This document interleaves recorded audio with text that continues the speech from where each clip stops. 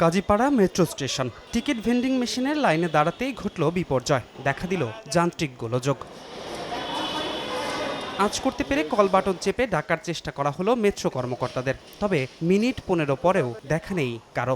60 টাকা রাখছে আর 40 টাকা ব্যাক করছে, বাট টিকিট পাইছে একটা, আর একটা মেশিনের সাময়িক প্রবলেমের জন্য ভিতরে সমস্যা হয়েছে। এখন ভিতরে তো কোনো মানুষ নাই। 25 মিনিট বা আধা ঘন্টা যাবত আমরা দাঁড়িয়ে আছি, টিকিট কাটতে পারছি না।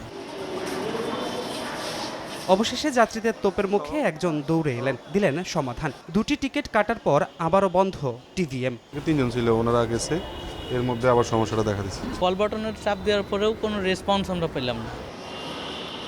দ্বিতীয়বারের মতো আবারও এলেন মেট্রো কর্মকর্তা। এবার সময় সংবাদ তার কাছে জানতে চায়, এতবার কল বাটনে চাপার পরেও কেন ভ্রুক্ষেপ নেই কারো। আসলে সমস্যাটার কারণটা একটু বলে যান, যে আসলে এটা মেশিনে আটকে যাচ্ছে ভাই। মেশিনে টাকা আটকে যায়, কল বাটন চাপার পরেও দেরি হয় কেন? ওইটার কল বাটনটা অ্যাক্টিভ। শাইনি চুলে এখন হবে সব হেয়ারস্টাইল। সিল্কোর দ্বিগুণ শাইনি চুল প্রতিদিন। একক যাত্রা টিকিট নিয়ে এমন অভিযোগ যাত্রীদের কাছ থেকে আসে হর হামেশাই। শুধু তাই নয়, এমআরটি পাস নিয়েও আছে আক্ষেপ। একক যাত্রা টিকিটের ভোগান্তি কমাতে আনা হয়েছিল এমআরটি পাস, তবে এ নিয়েও সাধারণ যাত্রীদের মাঝে অসন্তোষ দেখা গেছে। সাধারণ যাত্রীরা তাই এখন বলছেন, এখন মেট্রো রেলের এমআরটি পাস ব্যবস্থা আরও বেশি সহজ করা প্রয়োজন।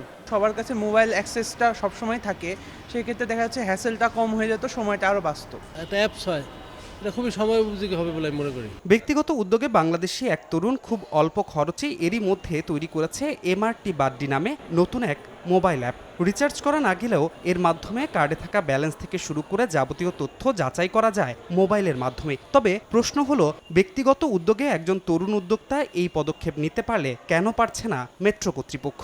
জাপান একটা গ্রান্টের মাধ্যমে আমাদের অ্যাপসটা করার একটা প্রক্রিয়া শেষ পর্যায়ে আছে।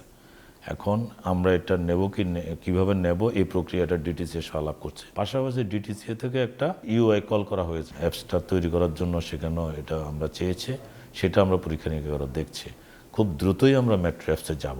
সফটওয়্যারটা আমার উপর দিয়ে দিল, এটা মেনটেন্যান্সের জন্য যদি একটা বড় অঙ্কের টাকা আমাকে গুনতে হয় প্রতি মাসে, সেই দায়টা নিয়ে যে কর্তৃপক্ষ নেবে তাদের কিন্তু ভাবার একটা বিষয় আছে।